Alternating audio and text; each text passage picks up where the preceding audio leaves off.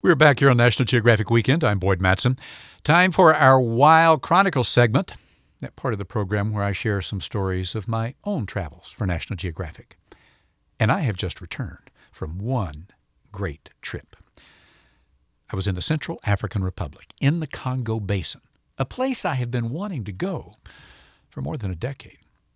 And now that may not be on your list of places to visit, but you might want to consider it after I give you details of what you can find there. First of all, the reason I went, there's a place known as the Zonga Bai.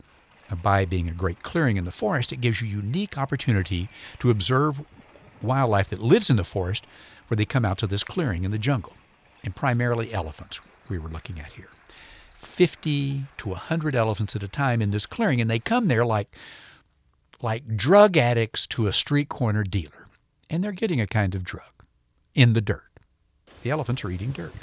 They show up here because there's some mineral in the soil that is good for their digestion. So they'll come up and they stick their trunks down, and it had been raining, so it's going through the water. They're not interested in the water. They're digging in the bottom, and they pull up trunks full of soil and then put it in their mouth and eat it. And they will stay there all day eating this like it's a narcotic.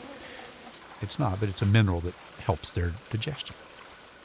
So I had this great experience with elephants, and later lowland gorillas, pygmys. All of these are stories I will share with you later, but what I want to tell you about this time is getting to the jungle and getting back.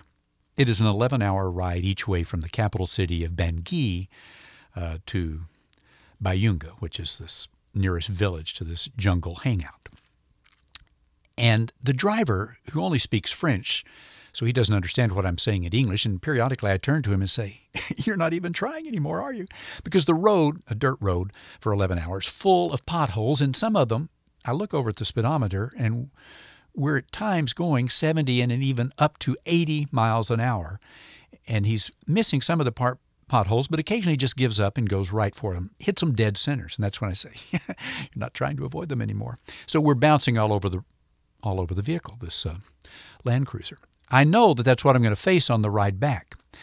But to give us something to think about besides the bumpy ride and how miserable it's going to be for so many hours, we add some variety for the return trip.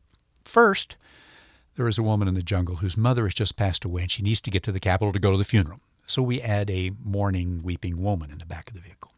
Then we pick up at the roadside markets along the way 40 pounds of avocados. They've got big sacks like burlap bags, and we're buying from these roadside stands, and they just keep pouring baskets of avocados in, and about 10 pounds of mangoes too. So now we've got fruit bouncing around in the back of the vehicle. And then my driver sees a monkey, a dead monkey on a post, and he stops and buys the monkey. I'm not sure I thought he stopped so I could get a picture of it. No, he buys it. The monkey is dead. He hangs it on the side mirror of the car and starts driving. Since I don't speak French, I can't say I really didn't want to ride with a dead monkey. But bushmeat is very popular in the Central African Republic, and he actually looks at me and kisses his fingers with his lips like a chef going, like it's going to be a very good meal. And so the monkey rides on the car until it starts raining. Then the monkey rides in the car with us, the dead monkey. So that was my trip back for 11 hours with a dead monkey, a mourning woman, and all these fruits and vegetables. The next morning I did ask him, I said, "How is Jaco?" We named the monkey. "How is Jaco? How is he today?" He said, "Oh, he's delicious." He did understand that much. Well, I can tell you the mangoes were delicious. The monkey, I'll leave that for other people to decide. Anyway, that wraps up the show for this time.